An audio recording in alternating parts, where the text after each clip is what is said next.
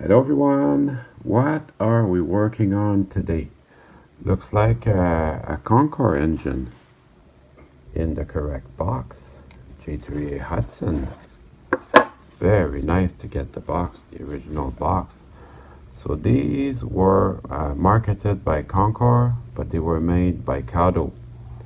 And it's missing all its pilot detail here. So obviously it did not do well at the auction. Let's just get this out of the box. A little bit easier to do it that way. Now these tenders, they are wired in to the cab, so you cannot easily pull them off. But this is a nice looking engine. All the valve gear motion is there, the eccentric crank and the eccentric rod, as well as the main rods. It is still missing the front here. So I've got a special plan. I've got a surprise way to fix this. Everything else looks great, and this is the version with tender pickups, so that's what you want. Doesn't look too dirty, but I'm still gonna clean it. So make sure that you stay till the end so you can see my surprise ending. This is a little bit of solder that I see here, so there's probably something wrong with this engine. When you buy stuff on eBay, oftentimes they will be on eBay because they're not running. People will put in the description, I don't have the equipment to test it, blah blah blah blah blah blah blah blah blah. Final sale, no returns. At any rate, this is my main hobby, to buy engines that don't run and make them run, so that's great for me. And also cosmetic repairs, so it's gonna run, but it definitely needs some work. It has some cleaning that has to be done for sure. But these are good. I mean, despite being neglected for all these years, runs surprisingly well.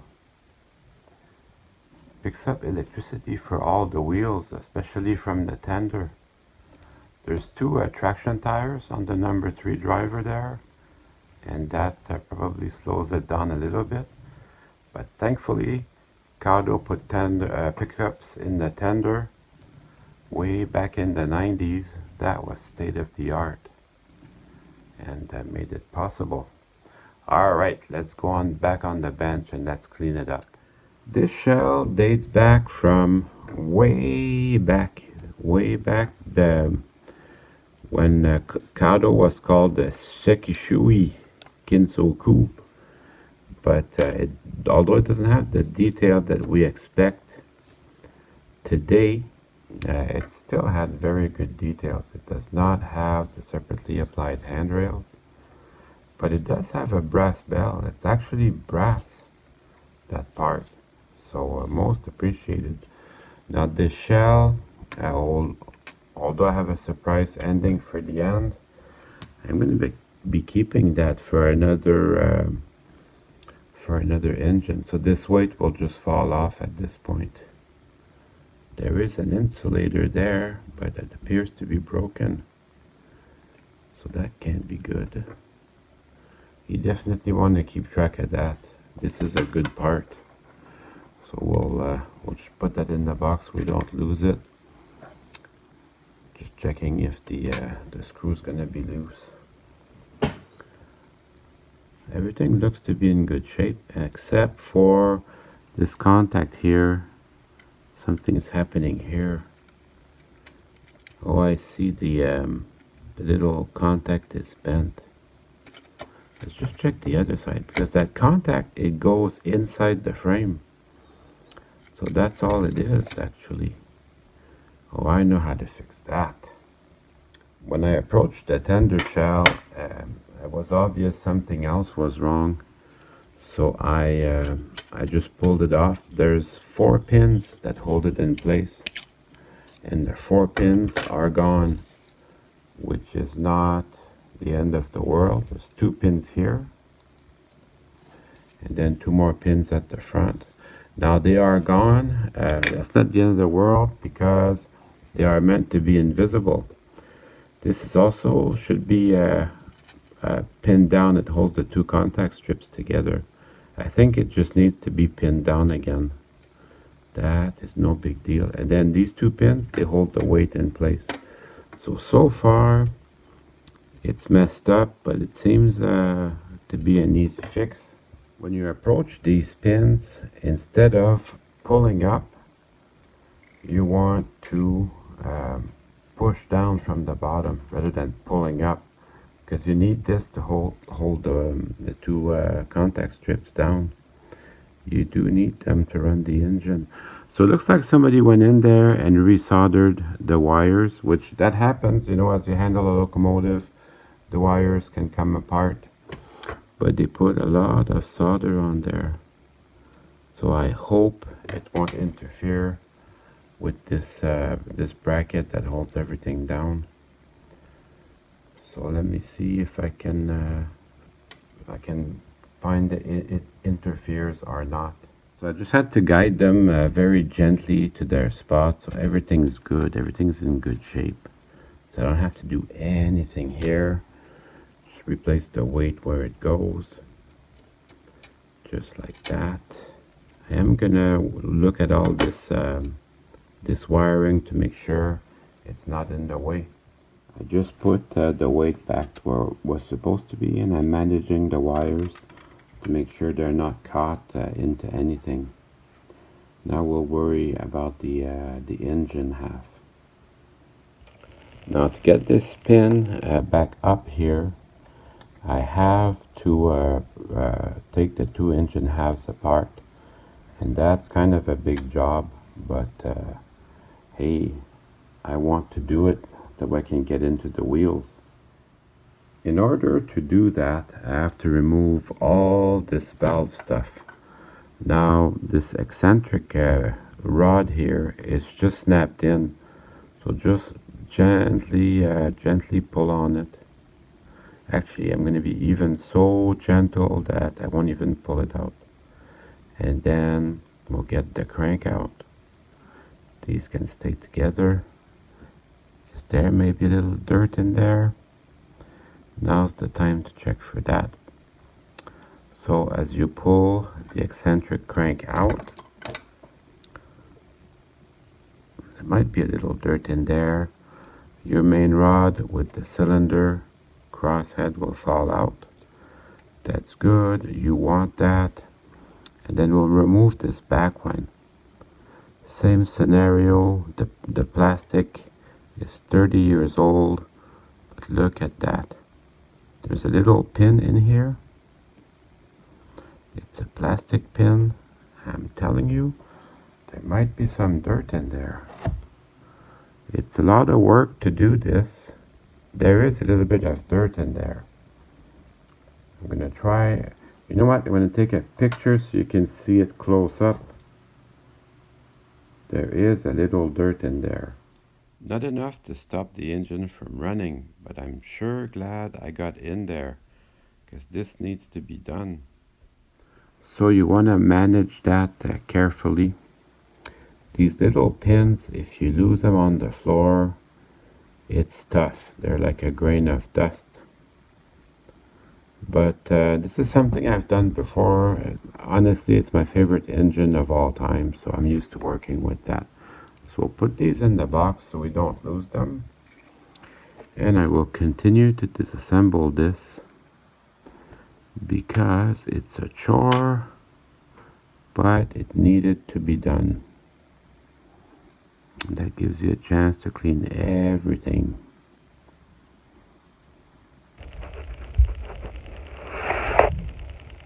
It is a good idea to take still shots like that.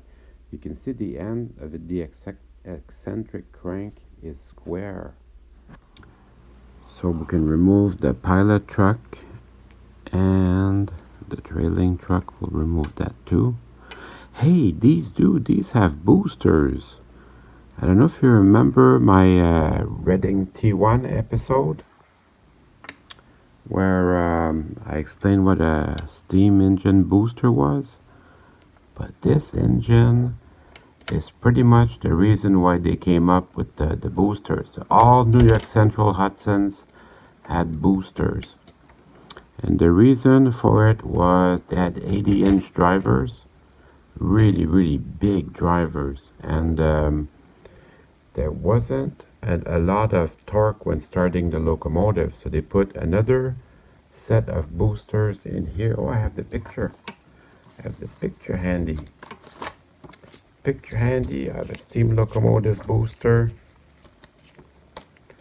which looks like that. They would put another steam engine with 2 cylinders in the back that would hook on to the last axle here. Actually added 10 to 11,000 pounds of tractive effort. And that would get the locomotive started till about 20 miles per hour. Then they would cut it off and run on the main cylinders. But that, I just recently learned that. So that's really cool. So when you remove this plate here, it has all the brake detail. This locomotive is in good shape. Compared to what I'm used to, it's mint. So then you can remove all the drivers. So this one, number 3, has the traction tires. Remember that. Also note the reason why these are so smooth is because every wheel has its separate bearing. This is the number 2 driver, known as the main driver. Look at that. There's a square peg for the eccentric crank, and it has a little bit bigger counterweight because the eccentric crank and its rod are heavy. And then the number 1 driver is pretty standard. So now that I have them in my hand, it makes it easy to clean them. So I just clean them like that with my rag. I really like to get in there. Now that I have everything in my hand, it makes it super easy to get in there and clean everything. This engine doesn't look like it has that much mileage on it. A little bit. But you know, this is good. You know, somebody already enjoyed this for quite a while. And now we're giving it a second life. And then before I put it down, I'm going to have a second look at the bearings. It looks okay right now, but I'll see if there's any dirt in there, just to make sure. Now that I have it in my hand, it's the best time to do it. These wheels are called box wheels.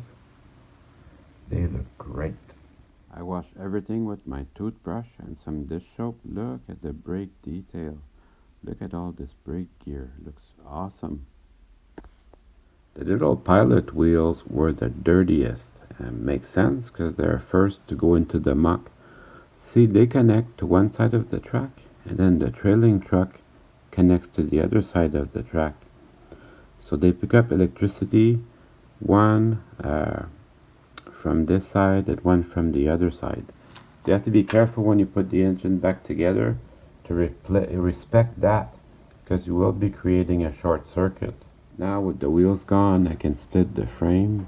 These are all the holders for the valve gear, and these two here, if you want to remove them, you spread them out that way. But it's a little bit tough, and to split the frame I don't need to do it. But I do need to remove the cylinders, and these pull out from the front.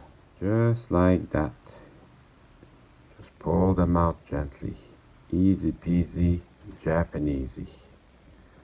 Look at all the beautiful detail. Almost forgot, I need to pull this one off to get to the screw. So you can pull on that very gently, and at one point it will just come in your hands. So there's no glue on these. There's no glue on these, so that's great for the factory. They don't have to buy truckloads of glue, which make everything so precise that just slides in together. Now I can get to that screw and split the frame. The other side, if you don't want to mess with it, you don't have to. Oh, that is tight. So here we go. You pretty much have to do this if you want to redo the very small welds in here. I just broke. That's okay. I have to get in there anyways. And for my taste, there was too much soldering on it. So it's a bad thing, but it's a good thing at the same time. Also, this retainer for it's a retainer for the worm gear, also has to be removed. One of the pins is broken here. Somebody has been in here. Looks like that when you have it off. And then we should be able to split this. Should be pretty easy. I think I need both hands to do it. Do it well. Oh yeah, I can feel it coming apart now. Here we go. Then we got our 3 little idlers. It doesn't look too awful in here. Kind of feels okay. So you want to keep track of that. And then the other frame half. It's got its little insulator. There's a little broken one from the beginning. So you want to keep track of that. Goes in here, over here. You want to keep track of that because you need it to run the engine. So that's it. I'm going to wash the 2 frame halves and we'll get to do some motor work. What a mess. I did that. I put that on Facebook one time for all my friends to see. I'm like, help, I forgot how to put it back together. But in fact, I did remember how to put it back together. So, in order to redo this weld here, this solder, I have to take the brush off. So that's going to take a minute. These twist out, so don't pry on them. They twist out. And then it's one more thing you have to take your time for. But it's not particularly hard to do it. You just have to be in a mind to do it. So this is old. It's 30 plus years old. And you saw, despite all the neglect, you saw that it still ran. So think about that. Think about how good these are. But we're going to tune it up. It's going to be something when we're done. Very, very careful when you get in there. There's a tiny little spring and a tiny little brush. I don't do it very often, but I'm going to replace the brushes on this. I think it needs it. So I found 2 nice brushes. These come from the motors that I sell on my website. I'm going to replace these broken ones, although the motor ran fine on it. And on a different note, I find that the green color and the motor and the brown anodizing on the frame, I find that to be very soothing color. That is something. So I resoldered that, and take a note, it should go through the frame. There's a little space here for the wire to pass through. That's how they were made from the factory. So I put the 2 new brushes. I just want to test it. A lot easier if there's a problem to deal with that now.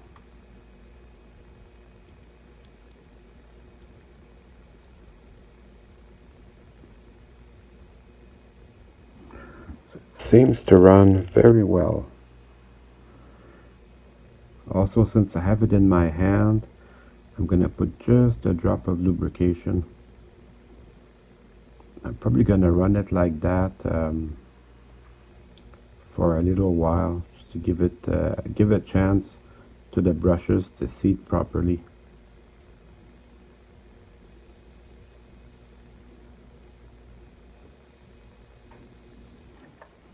It's I'll just put a drop of lubrication. One, this is the side that's gonna have the worm gear. So one on that side, and then I'll run it for a little bit. Like that, so the oil has a chance to go into the bearing. So I'll run it very slowly.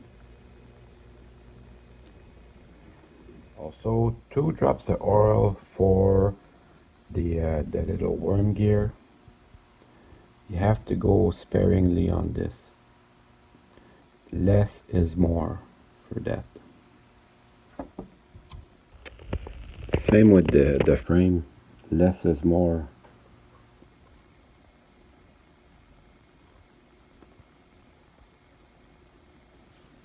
Everything's clean now. I can go ahead and put everything back together. Don't forget, there's an insulator here and here. And you need them for that to run. Now, as you bring in your wheels, you must be 100% sure they are quartered very precisely. There's no space for mistakes here. It has to be 100% perfect. And check both sides as well. I'm far along in my process that I can go try it on the track. Runs nice and smooth.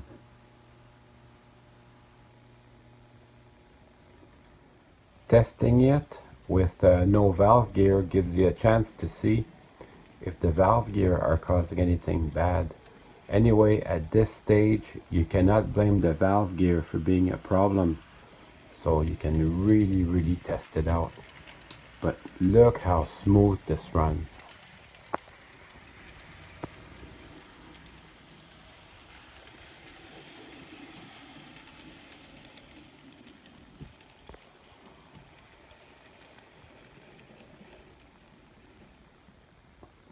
And that's an old engine. Imagine that. Runs like a dream. Even the new models, they run smooth, but imagine that, they had them running so smooth 30 years ago. That's what I'm talking about. So I put all my connecting rods and valve gear and cylinders back on. Everything runs great. Now I still have not addressed my problem with the missing front pilot. Are you ready for the big reveal? This is a tackle box or hardware box I get from the dollar store, and I put all the extra shells that I get in there. So whenever I see a lot it has extra shells, I get it.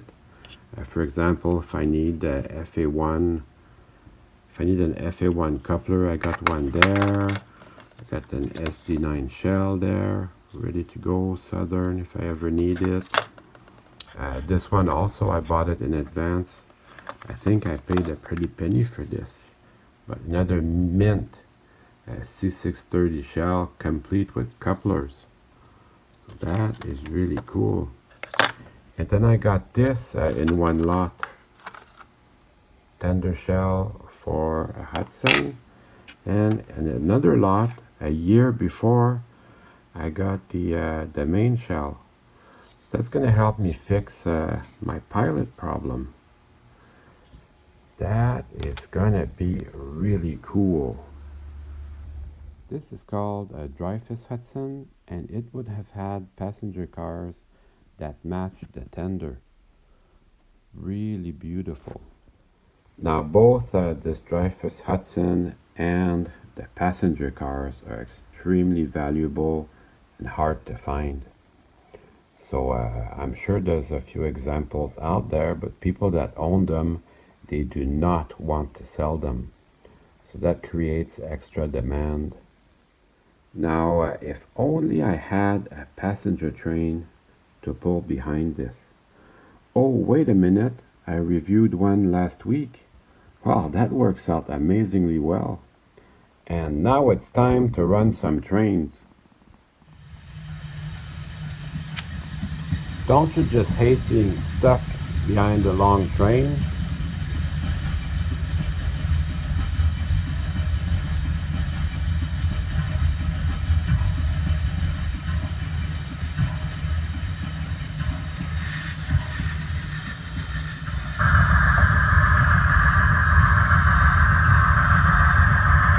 And then another long train comes along and you're stuck again.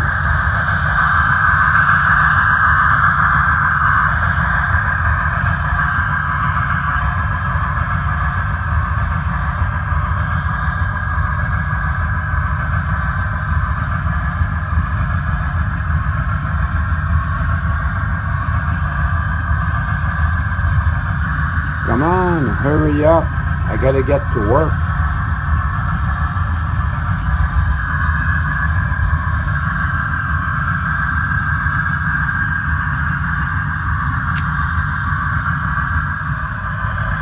This would happen in the 40s out of Englewood Station in Chicago.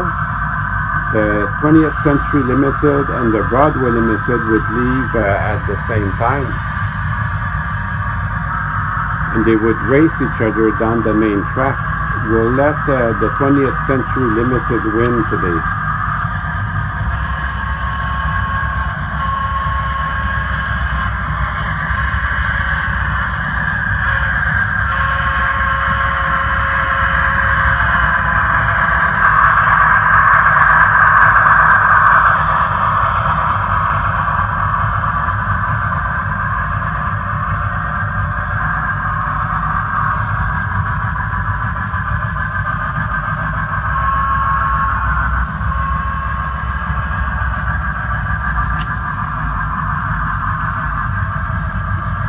Hope you enjoyed the video.